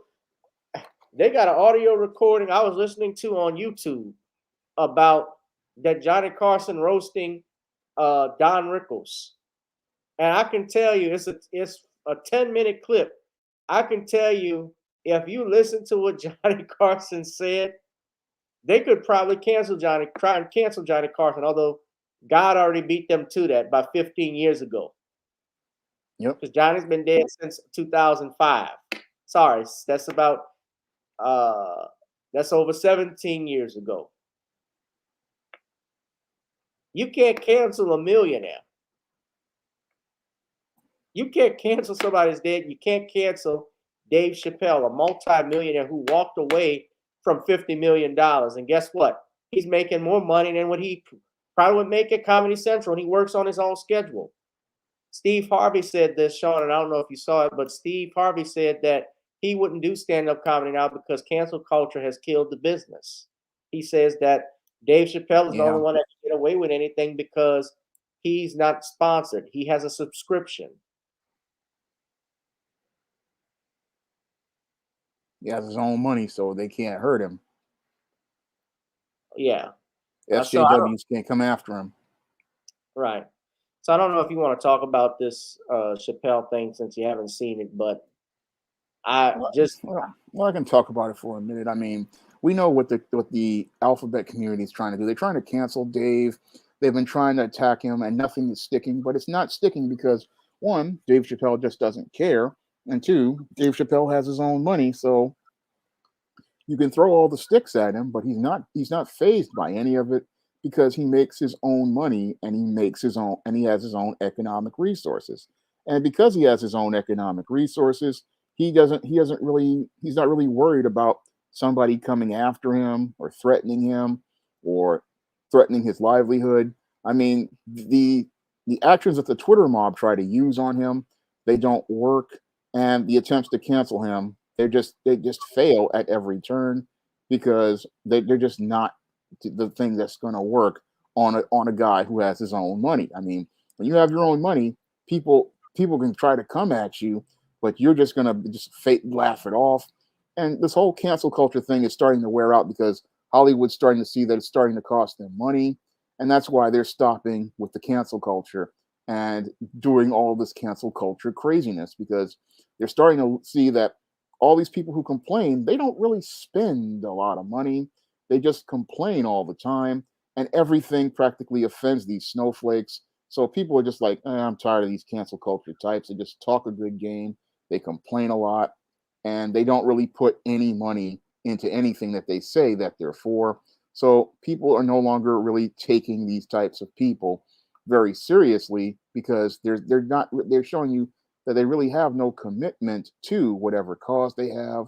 Because when you have a commitment to a cause, you're going to spend money behind that cause. But these people, they just, again, they talk about all of this so-called diversity and inclusion, but all they do is exclude themselves when it's time to put the money up. And that's why people are no longer paying them much attention or taking them very seriously at all. No one is taking them seriously at all. And I think that this is something I've just gotten so frustrated with seeing these hit pieces. It's costing them money. I mean, look, if you even read this article, Shawn, she's even attacking Kevin Hart. She talked about how Kevin Hart got in trouble with his jokes about his son was gay. And look, we got to mention this. Whose name do we see in bold, Shawn? Whose names, I should say? Yep, Bill Cosby and R. Kelly, always bringing up those black men to put because it fits their narrative, and always bringing up overturned on a technicality. It was not a technicality. Nope. Not a technicality. They're trying to push the same SJW woke narratives to push the idea that, it was a technicality, when we saw in court they said it was not a technicality, that the case was it was never supposed to be there because of the affidavit was used inappropriately. And again, that violated Mr. Cosby's Fifth Amendment rights, and it violated the agreement that he made with the prosecutor. Yes, it did. Not a technicality at all. No, not a technicality at all. But of course, this is what they're going to say. This is what they push. Now, let's go ahead. I'm going to show everybody. I'm not going to show you this because I don't want a copyright strike. But since we are talking about Mr. Cosby, Shawn, let us go ahead and talk about this hit piece again, because a new trailer is out with regards to W. Kamau Bell. Hit that like, share, and subscribe button, ladies and gentlemen, if you like the channel. Hit that notification bell as well. W. Kamau Bell's hit piece gets a new trailer. And I guess everybody knows what I'm talking about. I'm sure you know what I'm talking about as well, right? Yes, I do.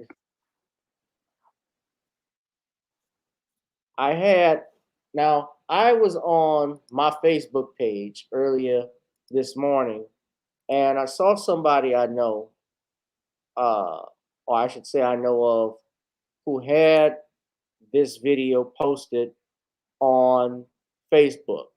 And this is concerning that trailer for the We Need to Talk About Cosby documentary or docuseries. I don't call it a docuseries. I call it a hit piece because that's what it looks like. It looks completely one-sided. It's completely one-sided. It does not show, to me, it doesn't show all of the facts and circumstances. I have not seen, of course, and I don't know who was interviewed, although I can see from the trailer a group of people that were interviewed. Roly-Poly Martin is actually in it. He's in it. Now, and some of Bill Cosby, a couple of Bill Cosby's accusers are in it. Now, I don't know, I would get in trouble if I played the sound, and so maybe I should not play the whole trailer, but when you look through this crap, one of the things that they point out, they took an interview, and I'm going detail on this in my book, ladies and gentlemen, about that comedy album that Bill Cosby did, Spanish Fly, and they used this against him. And then on top of that, when I look in the trailer, something that, you know, there's Hill, that's Lily Bernard,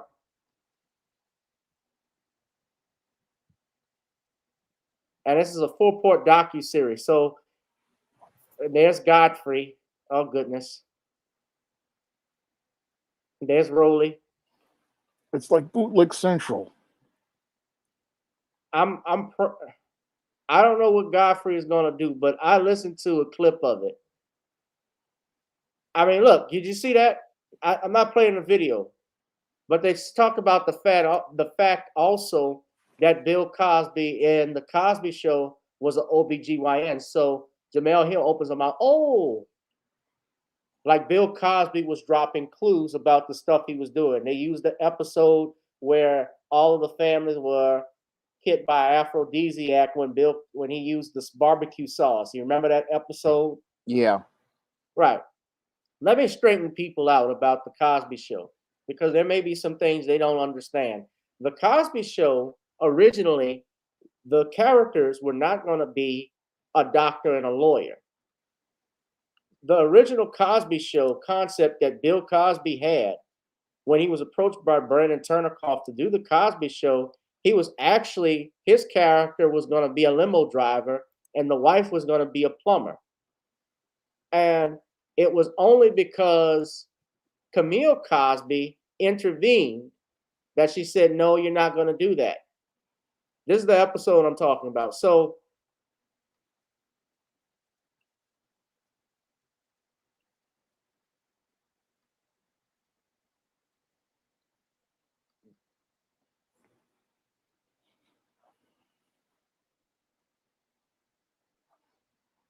I'm not even going to play this, but look at the comments. Oh, I can't wait to watch now.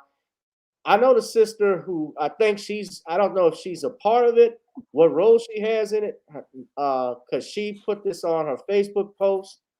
And I had to comment after seeing it. And I asked her, she didn't respond. But I asked, looking at the trailer, it seems one-sided. Were any other parties, like his attorneys or staff, interviewed and put in the documentary? Now, I never got a response to that. I know of people who went to Showtime's Instagram page and criticized this. They asked questions, and they said that when they commented, that Showtime removed the comments. Now, I never got an answer to that, Shawn, but there's a reason why I asked that, because, ladies and gentlemen, I already knew the answer. You see, I got a phone call this week from Tom Mesereau. And, you know, I know Tom real well. Tom and I are cool. And Tom told me he was interviewed by W. Kwame Bell for this docuseries. And he said that when Kwame Bell was answering the questions, Tom was giving the right questions, giving the right answers to those questions. And Kwame Bell did not like the answers that Tom Mesereau was giving him. He was frustrated, according to what Tom told me, about the answers he was giving him in regards to Cosby. And he said, I was pro Cosby. I was giving it to him straight. You see, Tom Mesereau is a criminal defense lawyer for 30 plus years, longer than that. He has been in and out of the court system, and he had direct knowledge, or has direct knowledge, of this case, the circumstances, the accusers, and what happened at his trial. And one of the things he did tell me was that Dr. Cosby and, well, both doctors, because Camille and Bill are doctors, they are still disturbed and concerned about what is going on, because even though he is out of prison and his conviction is overturned, you still have this fool filing this writ to the Supreme Court asking them to overturn the state Supreme Court's decision. And he has not heard anything about that. Let us not also forget that they're coming out with this in the month of January, and the month of January is of deep importance and sadness of the Cosby family, because this past Sunday marked the anniversary of the murder of their son Enos Cosby 25 years ago. Had he lived, he would have been 52 years old. And Enos, unfortunately, when he was murdered, he did not have a wife. He did not have children. So Bill and Camille Cosby do not have descendants on their son's side. He does not have anybody. All of his daughters, his other daughter, Ensa, who passed during this trial, although he does have grandchildren from his other daughters, he doesn't have anybody that could carry on the Cosby name. That's the importance of boys. From a boy, you take your father's name. And I am so I don't know exactly what's in it. I did hear a little bit of what Godfrey had to say, but I would be so disappointed in Godfrey if he were not on code.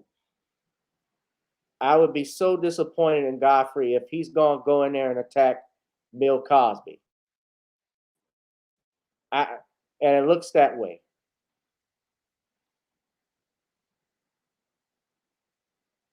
And this is on Showtime, Sean. Remember Michael Jackson, that Leaving Neverland was on HBO. So probably they had to watch it by putting it on HBO. They go to Showtime. And it's a Sundance Film Festival that puts this on. And it's the same Sundance Film Festival whose own creator and owner has been convicted for sexually assaulting minors. But we're not going to see that docuseries.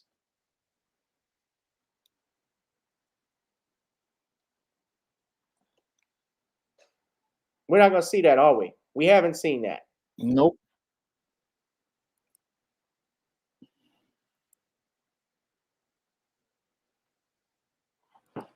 They're trying to overturn a verdict that was a wrongful verdict that was overturned.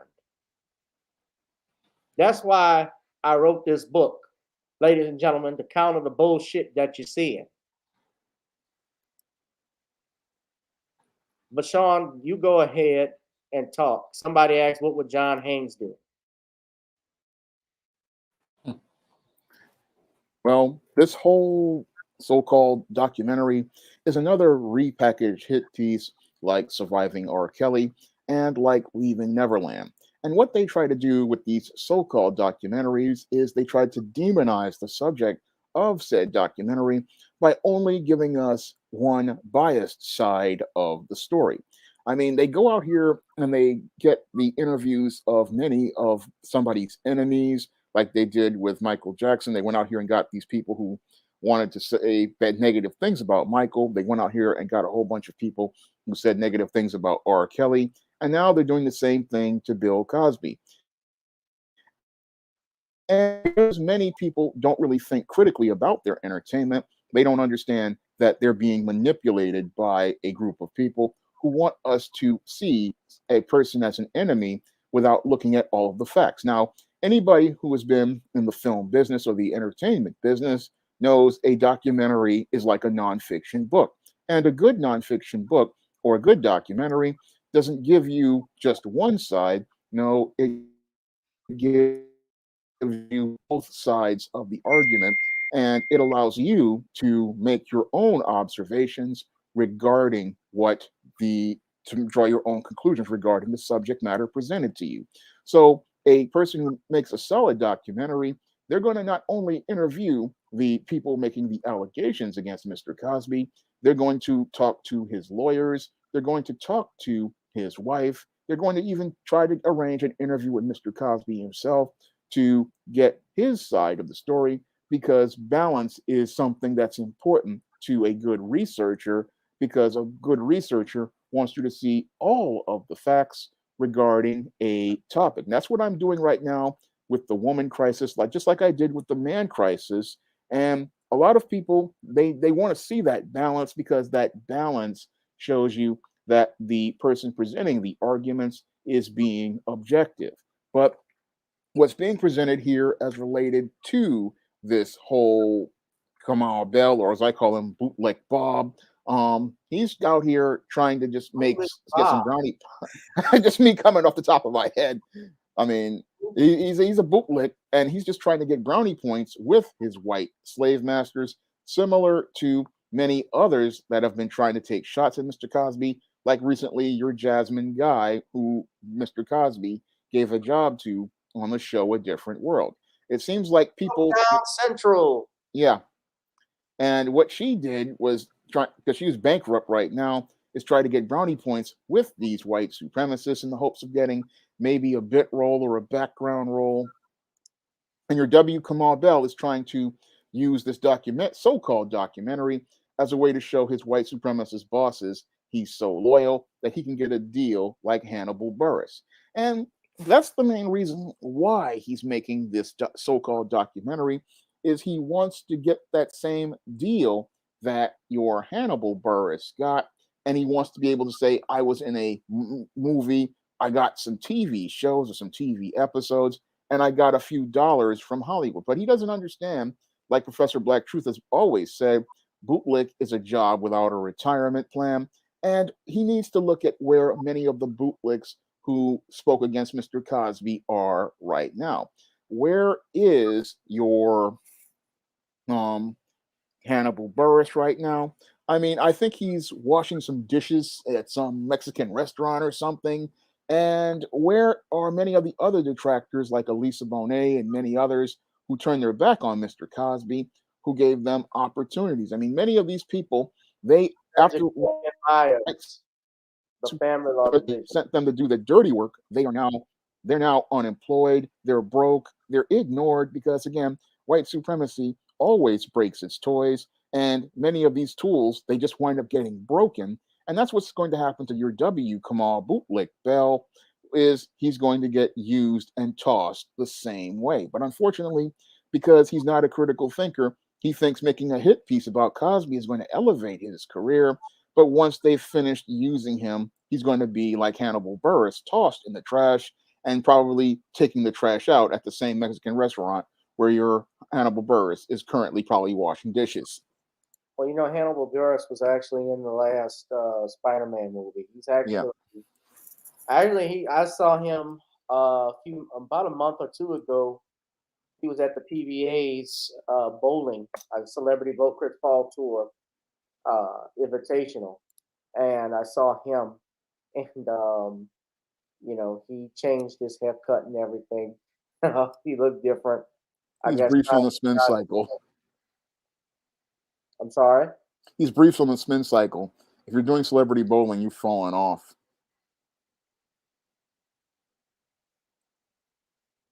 Yeah. Because if he was anybody, he'd be booking TV jobs and movie jobs. But when you're on the celebrity bowling circuit, you're at the bottom. You're like one step away from Comic-Con, and you're one step away from being you definitely are just briefs on the spin cycle. They've tossed you in the wash, and you're on your way to being washed up. I'm sorry, Sean. Do you think our friend from Canada, Computer Robots, What's going on, Kamau? He asked, "Do we think Bell will get his nigga wake up call?" Oh, it's coming. It's coming. Everybody gets it. Everybody gets their, like Paul Mooney said, everybody gets their wake up call. Right? Everybody gets their call. It's gonna happen. It's a matter of when and not if. Right. You can support Shawn James at his Cash App, Shawn James, as $ Shawn James, but also buy his books. I want y'all to give him some book sales before the end of January. It's amazing, Shawn. We're already near the last 2 weeks of January. It's January 20th. There's only 11 days left in the month. Yeah, I really could use some book sales. I really want to get the sales up because they've been kind of slow. So I'm asking everybody to pick up some books on the SJS Direct Imprint because I really want to get these sales back up to where they were about a year ago. Yeah. Phantom Beat says, "Hey, I want to watch him bowl against Danny Bonaducci." Danny Bonaducci? Yeah, another washed up celebrity. What happened with Bonaducci? He fell off bad, and he's just been running the same road that your guys like Hannibal Buress are doing. The Comic-Con circuit will work for food. I mean, that's where your Danny Bonaducci has been for the last 30 years.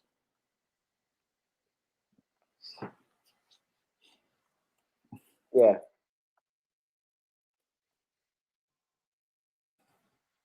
That he has. Everybody's going to get it. Everybody's going to get their wake-up call. If you like the channel, if you like the stream tonight, ladies and gentlemen, please hit that like, share, and subscribe button. Give me a thumbs up in the chat, please. And also, if you like what you saw, I need you to please donate to the Cash App. We're here every Tuesday, Thursday, Sunday night. Of course, I do this every Thursday night with Shawn James.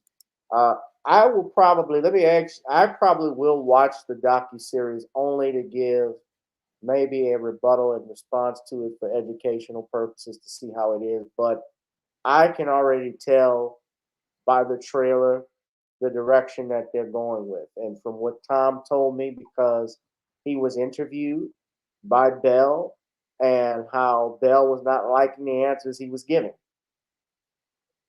He didn't like the responses that he was giving. That tells me everything I need to know.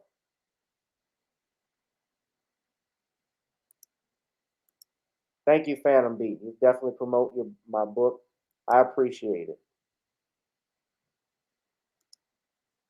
So come on is a kind of begging. Talking about Coonan is a kind of begging for food. Coonan is big business. I don't know about it being a begging for food, but it's big business. Like Paul Mooney said, it takes a lot of money and effort to be a cool. Niggas be cooler. You see, when you're not grinning, you're not winning. You niggas are not winning when you're not grinning. You don't smile, you don't get it. That's the problem. You niggas don't get it. I told Richard, you better start grinning. Keep grinning, nigga. They're gonna put you in bad movies, and look what they did. They put him in Toy. I said, Richard, don't you be no slave for no white man. Don't you be no toy for no white boy. I told Richard that. Do not do it. Don't do it. Don't do it, Richard. And you know the sad part about this too, Shawn. All of these black people that you saw in that trailer, all those people you saw in that trailer, they benefited some way, shape, or form from Bill Cosby. Even Godfrey was a young comedian who was actually was the opening act on Bill Cosby's last show, back in the 1990s. He also helped out dozens of people. The guy who played his son-in-law, who double-crossed him and said he's guilty, Joseph C. Phillips, that conservative, he played always playing them uptight Negroes. Yep. Conservacoon. Yeah. your Lisa Bonet, everybody benefited from Cosby. Now they got something negative to say about Cosby. I saw this going on. Everybody knew. Well, if you knew, why you didn't go to the cops? It's because it never happened. If it happened, they would have went to the police.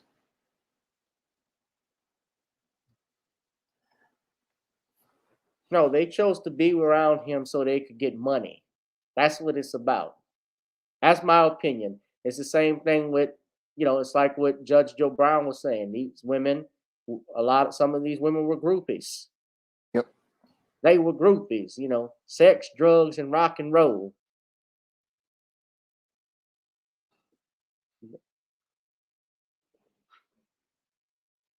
He didn't interview Judge for this. Judge would have gone off.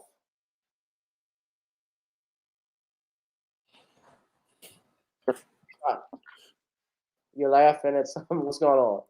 No, I was thinking about this bologna sandwich a guy put up. It was taking me back to the 80s. A bologna sandwich? Yeah. It's a bologna and cheese sandwich burrito with Doritos chips in it. You have to have experienced it. Oh. I used to eat bologna sandwiches at Moscow Mine when it was a long, long time ago. Didn't have too many of them. Well, ladies and gentlemen, we're going to wrap this live stream up. Shawn, I want to thank you. If you want to do a plug-in, go ahead and do it right now, bro.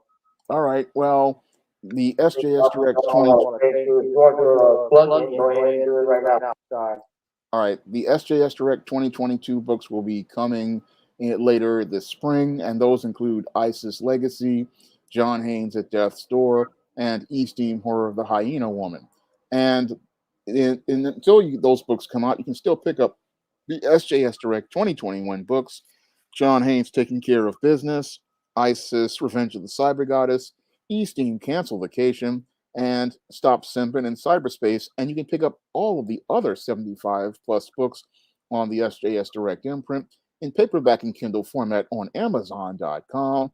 And you can also find SJS Direct books on other online platforms like Barnes & Noble, Walmart, Smashwords, the iBook Store, and Google Play. All right, great. I'm proud of you, Shawn. Thank you.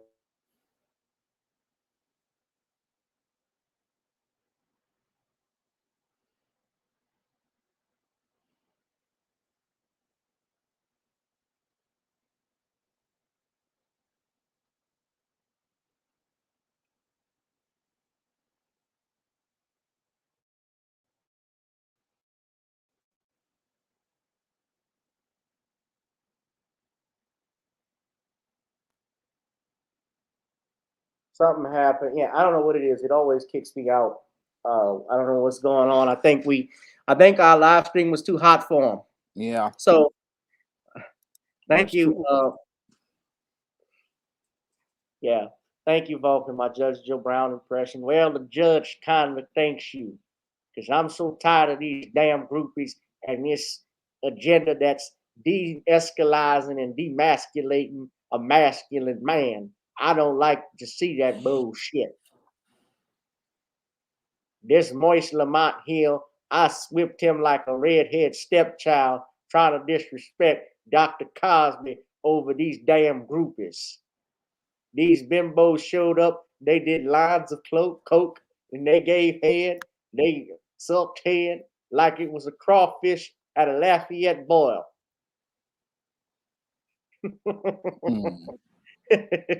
He did say stuff like that.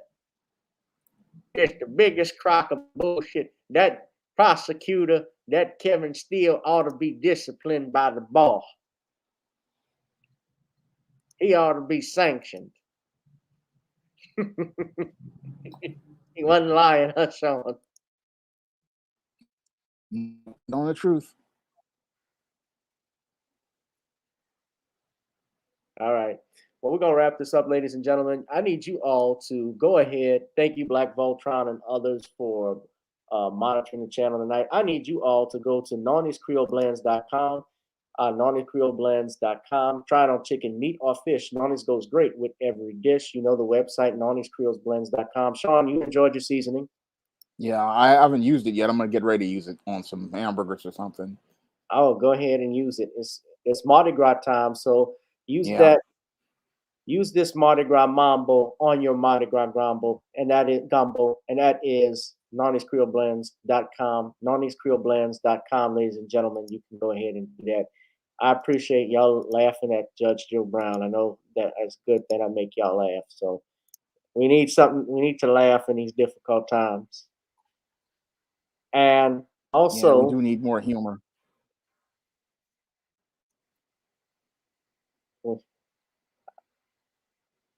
I wish Dr. King could come back and show up and protest at Rihanna's house, scare the shit out of him. I've come for you, you big-headed bimbo. Come here, forehead. I've seen your mountaintop. And it's bad. All right, we're going to wrap this up. I could get away with that one, Sean. Yeah, you can get away with that one. I can't stop. I won't stop. I won't even know. He would laugh too. Dr. King had a sense of humor. Incredible sense of humor. He would even crack jokes when he was on the Tonight Show with Harry Belafonte. But yeah. Go ahead. Also on Facebook, that's the Facebook link, ladies and gentlemen, to my book, The Commonwealth of Pennsylvania versus William H. Cosby Jr., The Destruction of Due Process in the United States. You can go ahead and actually look at it right here. Go to @CommonwealthCos, @CommonwealthCos.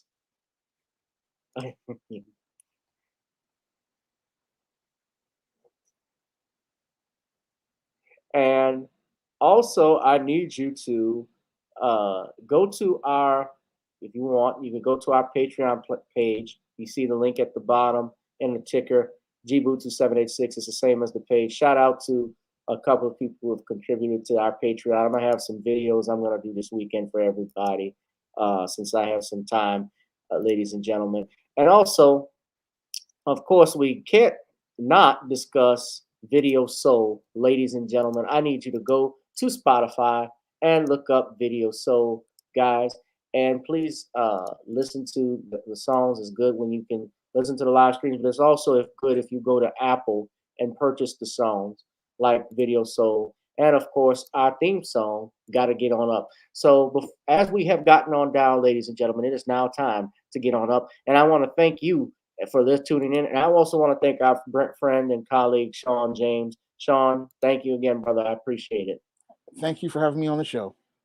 All right. And this has been an exciting conclusion to Gavin Resharpers. And see, I got to do some comic relief, even though I didn't get to headline tonight. I will be, but don't worry, Lafayette, I will be back again. So this was good to do. I got to do some killer stuff tonight. So I appreciate it. And thank you. Until next time, ladies and gentlemen, I am Gavin Richard. I'll holla. Peace.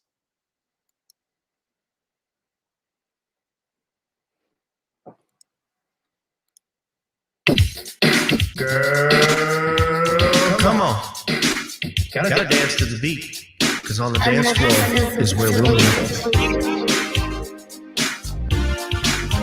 Show me what you got.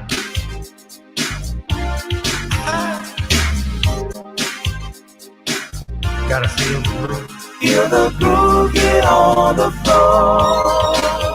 Get on up. Right now the party's wasted. There's nothing much to do. But once the groove gets started, tell me, what do you have to lose? Just look into my eyes, girl, as we glide across the room. And what to my surprise now, the beat takes hold of you. Now if you're feeling like I'm feeling, so come on baby, let's start dealing. Time to get this party started. Ain't no time for the broken hearted. When the rhythm takes hold of you, there's only one thing left to do. Cause the beat is really moving. Time to get your body moving. Gotta get on up and move your body. Cause when the beat is really grooving, it's time to feel your body moving. Gotta get on up and shake something. Feel the groove, get on the floor. Get on the. Tell the DJ play the whispers. Rock steady in the mood. Put on earth, wind, and fire. Tonight we're gonna groove. Show me how you do the four corners. Electric slide or two. Hit the bus stop or do the bunny hop, baby. It's really up to you. Now if you're feeling like I'm feeling, so come on baby, let's start dealing. Time to get this party started. Ain't no time for the broken hearted. When the rhythm takes hold of you, there's only one thing left to do. Cause the beat is really grooving. Time to get your body moving. Gotta get on up and move your body. Cause when the beat is really grooving, it's time to feel your body moving. Gotta get on up and shake something. Feel the groove, get on the floor. Get on the. Now, 2020 hasn't been the best year of all times. We've been dealing with death, the pandemic, racism, bad policing, and all the bad rhymes. But like Uncle Snoop once said, if you're breathing, you're achieving. So if you're ready, I need you all to get on up. Are you ready? 1 and 2 and 3 and 4. Get your butt on the dance floor. 5 and 6 and 7, 8. This jam we appreciate. We're gonna slide and step on the beat. On the dance floor is where we'll be.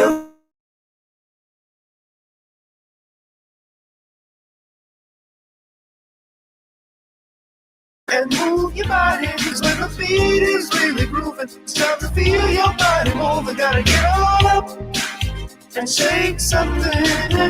Feel the groove, get on the floor. Get on the floor, baby. Yeah, gotta get on up. Come on, baby, gotta get on up, baby. Feel the groove, get on the floor. Get on up. Feel the groove, get on the floor. That's right, your plans in Marklemite Hill. You can't get on up.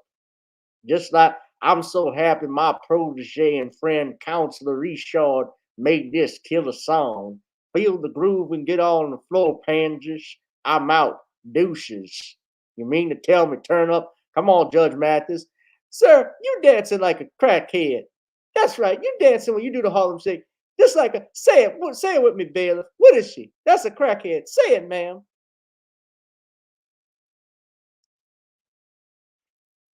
I don't know too many crackheads, but I've represented them plenty of times in court. They kept my lights on, just like I had these strippers that kept my lights on. Even when my regular lights was off, they would come down from the club and put strobe lights in to keep my lights on in my office. I was so grateful.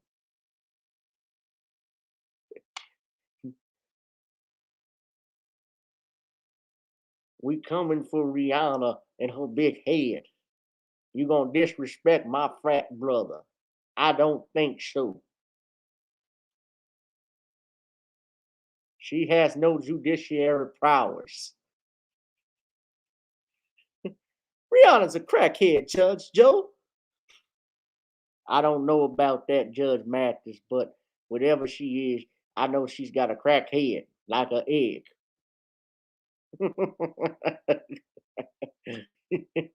You mean to tell me turn up? You mean to tell me turn up? You mean to tell me turn up? Good night, guys.